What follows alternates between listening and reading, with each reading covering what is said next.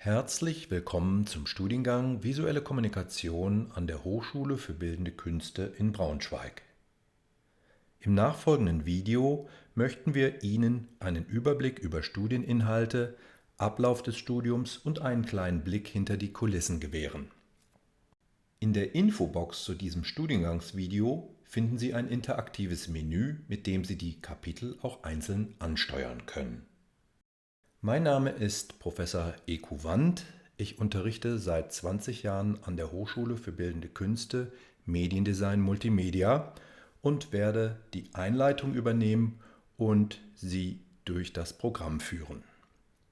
Eigentlich findet diese Vorstellung immer am Studieninfotag statt, aber pandemiebedingt haben wir sie ins Internet verlegt. Unterstützt werde ich dabei von 4 Studierenden, die Sie im Folgenden kennenlernen werden. Zunächst gibt es eine Einleitung von mir mit ein paar Basisinformationen. Dann schauen wir uns verschiedene Studienschwerpunkte an, erhalten Einblick, welche Werkstätten an der HBK zur Verfügung stehen und zum Schluss gebe ich nochmal sachdienliche Hinweise für den Erstkontakt und wie es weitergeht nach diesem Video. Viel Vergnügen! Das Studium der visuellen Kommunikation wird an der HBK Braunschweig mit einem Bachelor of Arts abgeschlossen. In der Regel verbringt man 4 Jahre an der HBK, das entspricht 8 Semestern und der Startschuss fällt normalerweise im Wintersemester. Unser Studiengang ist zulassungsbeschränkt. Was bedeutet das? Man muss an einer künstlerischen Aufnahmeprüfung teilnehmen. Diese besteht normalerweise erstmal aus einer künstlerischen Mappe, die man vorlegen muss.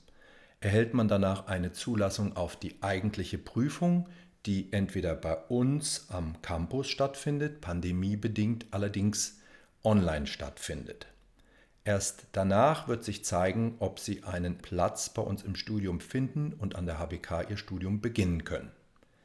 Die Bewerbungsfrist hat am 1. Februar begonnen und geht noch bis zum 17. März. Ihre Mappe können Sie jedoch bis zum 31. März einreichen. Visuelle Kommunikation können Sie an der HBK als Hauptfach und als Nebenfach belegen. Im Hauptfach werden Sie sich die ersten beiden Semester mit den analogen und digitalen Grundlagen beschäftigen und ab dem 2. Semester erste kleinere Projekte realisieren. Ab dem 3. Semester folgen dann die sogenannten großen Praxen. Das sind größere Projekte mit individueller Schwerpunktsetzung und erlaubt Ihnen beispielsweise die Auswahl von Typografie, Fotografie, Illustration, Grafikdesign und digitale Medien. Sollten Sie visuelle Kommunikation im Nebenfach studieren, das heißt im Hauptfach darstellendes Spiel, Kunstwissenschaft oder Medienwissenschaft belegt haben, dann nehmen Sie in erster Linie an den kleineren Projekten teil und finden sich in den kleinen Praxen mit Studierenden aus dem Hauptfach zusammen, als auch mit anderen Nebenfachstudierenden und können dann auch in interdisziplinären Teams Projekte bearbeiten. Auch das ist sehr reizvoll und eine gute Vorbereitung für die Praxis. Eigentlich hätten wir Sie viel lieber bei uns auf dem Campus begrüßt und unsere Ateliers und Werkstätten für Sie geöffnet und Ihnen einen Überblick gegeben mit einem kleinen Rundgang in die verschiedenen Räumlichkeiten und Gebäude. Sie finden uns, wenn Sie uns dann in Zukunft besuchen, im Gebäude 01, das ist die linke Seite, wenn man vom Johannes-Selenka-Platz aus direkt zum Eingang schaut. Dieser ist hier unten rechts zu sehen. Und jetzt geht's weiter mit Lisa. Hallo, ich bin Lisa und ich studiere aktuell im 3. Semester visuelle Kommunikation und zwar mit Schwerpunkt Illustration, aber auch Grafikdesign und konzeptionelles Gestalten. Gleichzeitig faszinieren mich total die Schnittstellen zu den anderen Fachbereichen der visuellen Kommunikation, also Typografie, Fotografie, aber auch digitale Medien. Und deshalb finde ich es total klasse, dass wir auch durch die kleinen Praxen noch zusätzlichen Input aus diesen anderen Fachbereichen bekommen können, wenn wir möchten.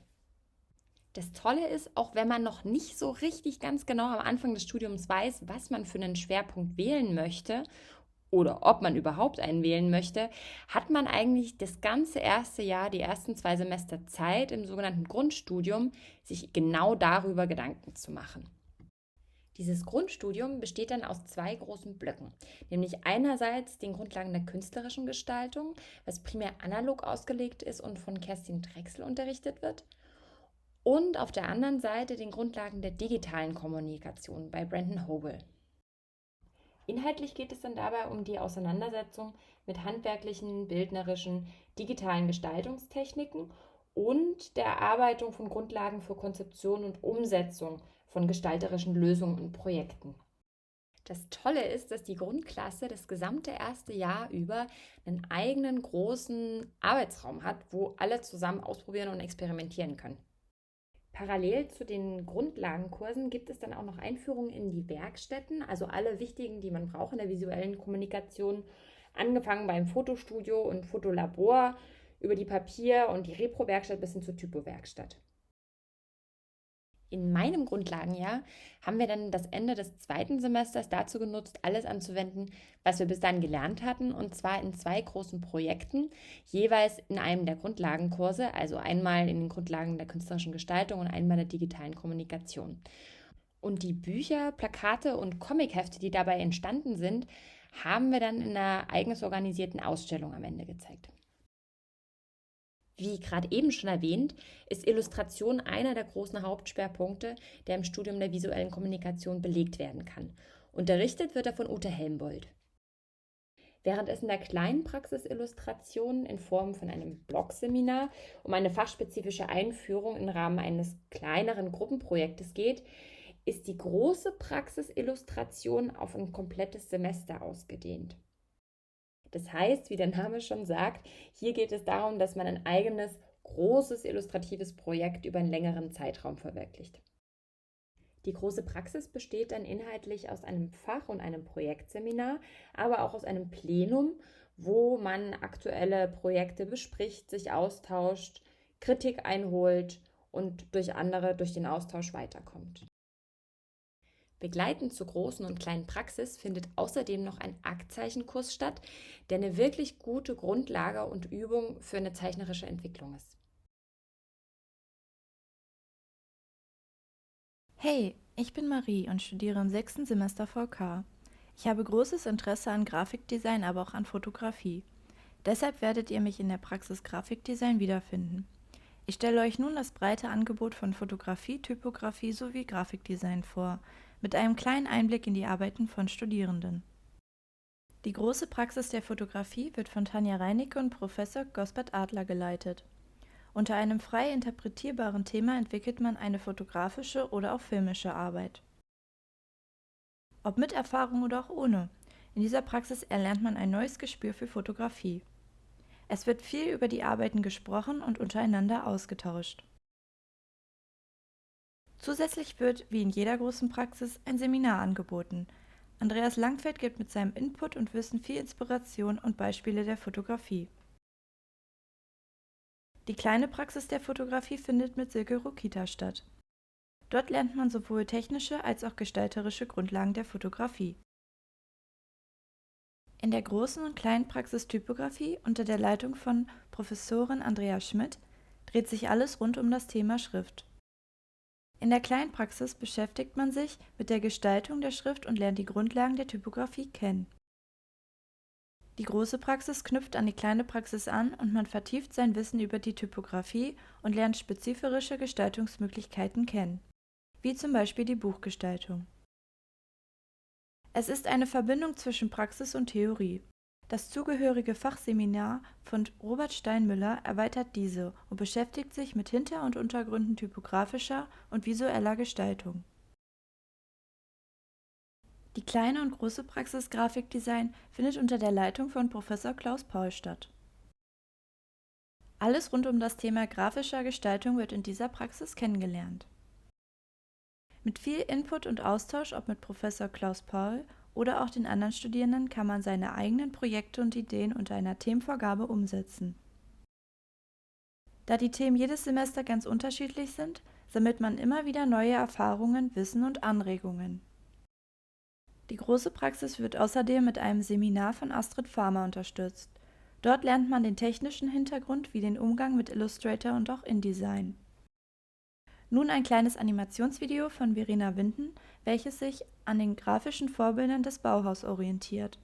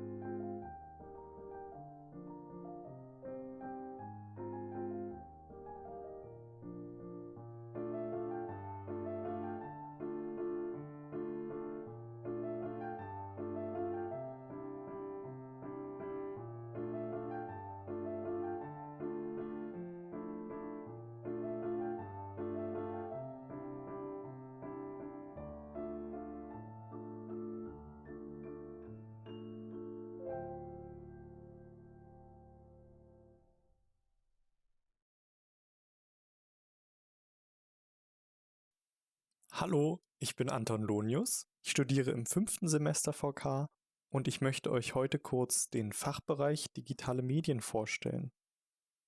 Hier ist der Schwerpunkt vor allem auf den neueren Designformen, wie zum Beispiel Game Design, Videomapping oder Virtual Reality Design. Allein das Game Design ist ja sehr komplex. Deswegen brauchen wir hier eine Vielzahl von verschiedenen Programmen, die je nach Projekt individuell unterschiedlich sein können. Deswegen kommt es hier vor allem auf das eigenständige Lernen der verschiedenen Programme wie die Game Engine Unreal, das 3D-Bearbeitungsprogramm Blender oder andere Animationsprogramme an. Extra hierfür finden aber auch regelmäßig verschiedene Workshops zum Lernen der Programme statt. Zukünftig werden wir uns viel mit der virtuellen Realität und dem Design von VR-Projekten auseinandersetzen. Um das zu ermöglichen, stehen nun mehrere VR-Brillen und Gaming-PCs an der Uni zur Verfügung, um die Projekte umzusetzen. Was ihr hier seht, ist ein Virtual Reality-Projekt aus dem Wintersemester 2020. In diesem Semester haben wir uns daran versucht, unser Lieblingskinderbuch als VR-Erfahrung neu zu interpretieren. Hier seht ihr ein weiteres, besonders gelungenes Projekt zu dem Kinderbuch Momo, in dem wir eine Welt erkunden, in der die Zeit angehalten zu sein scheint. Es ist schwer, die VR-Erfahrung nur in Bildern darzustellen. Also kommt doch zum nächsten Rundgang vorbei. Da können wir hoffentlich wieder alle gemeinsam die Projekte ausprobieren. Also wenn ihr Lust bekommen habt, euch mit dem besonderen Medium der virtuellen Realität weiter zu beschäftigen, dann kommt doch mal in der großen Praxis Digitale Medien vorbei. Also dann, ja, bis bald. Ich muss jetzt auch wirklich wieder in meine virtuelle Realität zurück. Tschüss, euer Anton. Ja, auch ein herzliches Willkommen von mir. Ich bin Nils und studiere hier im 5. Semester und hauptsächlich liegen meine Schwerpunkte im Grafikdesign. Dabei mag ich es besonders gerne, die grafischen Elemente mit Schrift in Verbindung zu bringen. In meiner Freizeit beschäftige ich mich häufig mit Fotografie und kreativer Bildbearbeitung und in meinem letzten Semester hier an der Hochschule habe ich auch großes Interesse an digitaler Illustration gefunden und meine Kenntnisse somit auch in Illustrator vertieft. Heute erzähle ich euch meine Erfahrungen zum Arbeiten in den Werkstätten der HWK, denn diese sind unumgänglich, um eigene Projekte umzusetzen. Kommen wir auch schon zum Fotostudio. Das Studio wird geleitet von Hanna Jung. Hier können Studierende aller Studiengänge unter Anleitung Aufnahmen für Dokumentationen, Repros, Produktaufnahmen und individuelle Fotoprojekte erstellen. Es kann sowohl mit digitaler als auch mit analoger Filmtechnik gearbeitet werden. Ebenso ist es möglich, die Kameras und die Studiotechnik auszuleihen. Dies muss aber immer vorher mit einem Termin vereinbart werden. Das Fotostudio ist sehr gut ausgestattet. Hier auf dem Foto sieht man auch ein aufgebautes Set mit einem weißen Hintergrundsystem, den Scheinwerfern und dem Rechner, um die Bilder vergrößert anzusehen. Letztes Jahr wurde das Studio umgebaut und bietet jetzt noch mehr Platz für Foto- und Filmprojekte. Hanna Jung und ihre Tutorin stehen jederzeit für Beratungen zur Verfügung und helfen bei jeglichen Projektvorhaben. Als nächstes würde ich euch gerne etwas über die Papierwerkstatt erzählen. Diese steht unter der Leitung von Veronika Wehrstedt. In der Papierwerkstatt können jegliche Arbeiten mit Papier, Soft- und Hardcover-Einbände sowie Mappen und Kästen umgesetzt werden. Des Weiteren sind auch Veredelungen mit glänzenden Folien für Buchcover und auch Ringbindungen möglich. Studierende aller Fachrichtungen können mit einem Termin mit Unterstützung ihre Projekte fertigstellen. Zu allen Projekten bietet Frau Wehrstedt eine sehr ausführliche Beratung an. Die Werkstatt bietet sehr viele Möglichkeiten und ist auch bestens ausgestattet. Wenn etwas fehlen sollte oder nicht möglich ist, werden Wege gesucht, um das Projektvorhaben umzusetzen. Ja, kommen wir auch schon zur nächsten Werkstatt. Das ist die Repro-Werkstatt und diese wird geleitet von Thomas Steen. Vor Corona war es 18 Studierenden gleichzeitig möglich, dort an Computerarbeitsplätzen Scans und Prints zu erstellen. Darüber hinaus gibt es auch das Angebot, großformatige Fine-Art-Prints zu erstellen und des Weiteren können auch Klebefolien mit dem Folienplotter produziert werden. Thomas steht jedem Studierenden jederzeit mit Rat und Tat zur Seite und er gibt auch immer Tipps für die optimalen Druckergebnisse und hilft bei Problemen immer weiter. Die Repro-Werkstatt ist bestens ausgestattet, es gibt dort alle Geräte auf dem neuesten Stand, um Projekte zu digitalisieren. Auch die Papierwahl ist sehr vielfältig. Die letzte Werkstatt, die ich euch heute noch vorstelle, ist die Satzwerkstatt. Diese steht unter der Leitung von Sabine Fehmer und hier können Studierende aller Fachbereiche druckfertige Layouts mit dem Programm InDesign erstellen. Des Weiteren werden auch Grundlagen der Typografie vermittelt. In der Werkstatt entstehen so Dokumentationen, Broschüren, Booklets, Flyer und Bücher. Die Werkstatt ist in 2 Bereiche eingeteilt. Auf der einen Seite der digitale Bereich, wo in InDesign gearbeitet wird, und auf der anderen Seite der handwerkliche Bereich, wo Projekte per Hand gesetzt werden können. Die Werkstatt bietet sehr vielseitige Möglichkeiten und Sabine ist dabei immer eine große Hilfe und steht bei Fragen jederzeit zur Verfügung. Was noch wichtig zu erwähnen ist, dass im 1. und 2. Semester auch in den Werkstätten Einführungskurse stattfinden. Dort werden dann zum Beispiel die Programme InDesign und Photoshop erklärt. Die Studierenden bekommen eine Einweisung in das Fotostudio und im 2. Semester gibt es auch eine technische Unterweisung in der Papierwerkstatt. Im Laufe des gesamten Studiums muss man 2 themenzentrierte Projektarbeiten absolvieren. Dabei geht es darum, dass man selbstständig komplett frei ein eigenes Thema bearbeitet. Das heißt, was euch gerade interessiert, was euch vielleicht noch gefehlt hat in anderen Kursen, wo ihr sagt, boah, damit will ich mich unbedingt beschäftigen. Und dann hat man pro Projekt genau 2 Semester Zeit, um das Ganze umzusetzen. Entweder allein oder auch bestenfalls in der Gruppe, was ich sehr empfehlen kann, weil man einfach in so einem Rahmen nochmal viel mehr dazu lernt und Einblicke von anderen bekommt, die man vielleicht sonst nie bekommen hätte. Außerdem lernt man natürlich in dieser freien Gruppenzusammenarbeit super gut, wie strukturiere ich mich, wie organisiere ich mich und vor allem, wie kommuniziere ich innerhalb von der Gruppe.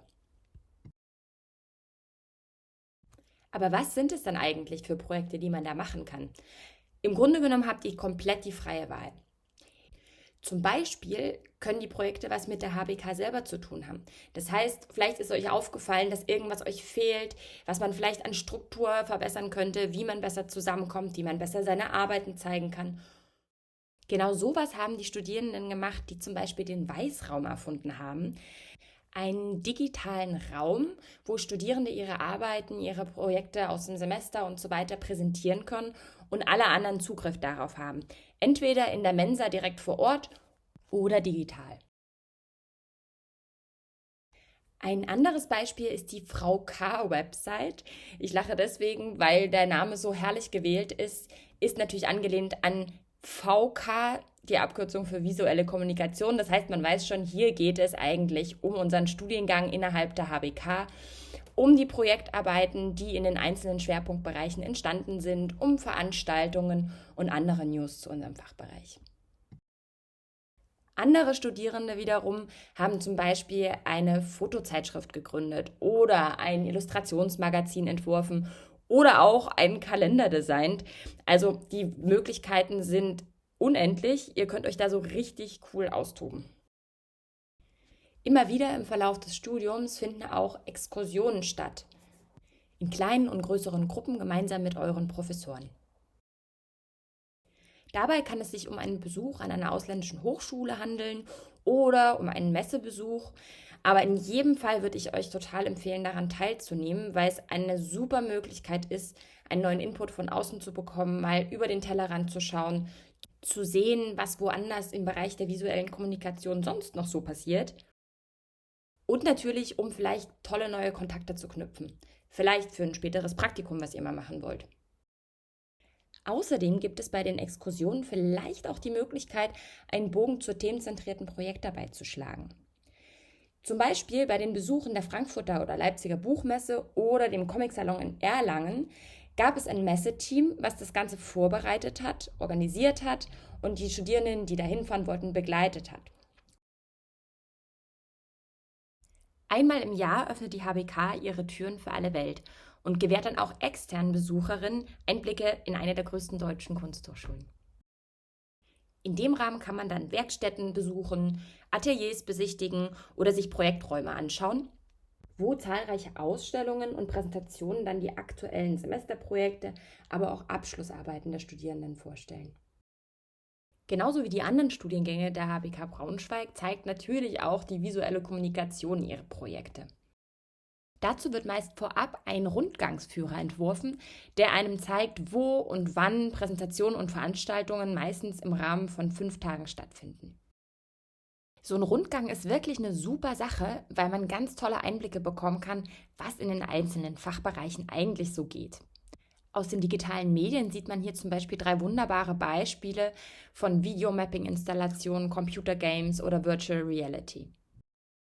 Wir Studierende entscheiden beim Rundgang selber, wie und wo wir ausstellen wollen. Egal ob im digitalen oder analogen Rahmen, der Kreativität sind hier eigentlich kaum Grenzen gesetzt. Der Rundgang ist also eine super Sache, nicht nur für die Besucher, sondern auch für die, die ausstellen. Denn es ist eine echt gute Übung, zu lernen, wie präsentiere ich, wie vermittle ich das, was ich eigentlich da geschaffen habe. Vor allem kann es aber natürlich eine richtig gute Werbung für euch sein.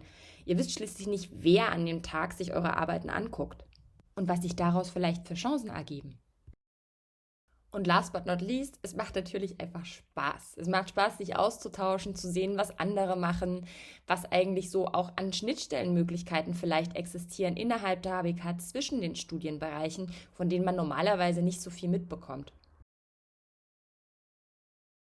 Nach ungefähr 8 Semestern wird irgendwann der Punkt kommen, wo ihr feststellt, jetzt bin ich fertig mit meinem Studium. Und nun? Auf jeden Fall gibt es super viele Möglichkeiten.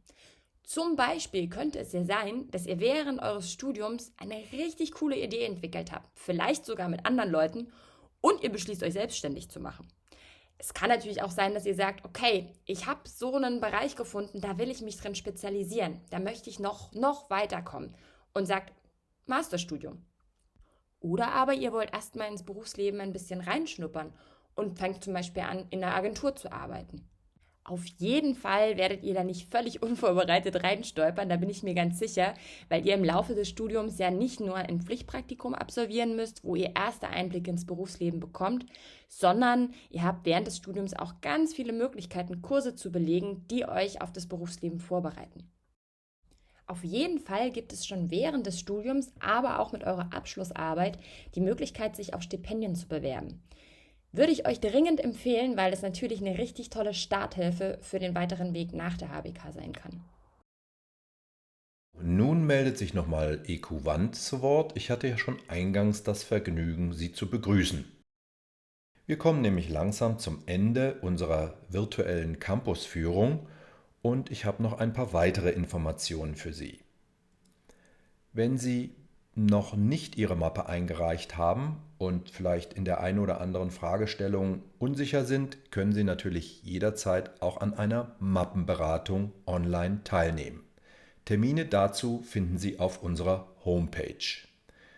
Ich bin selbst oft anwesend in den Online-Mappenberatungen, aber natürlich auch mein Kollegium und wir freuen uns, Ihre Fragen zu beantworten.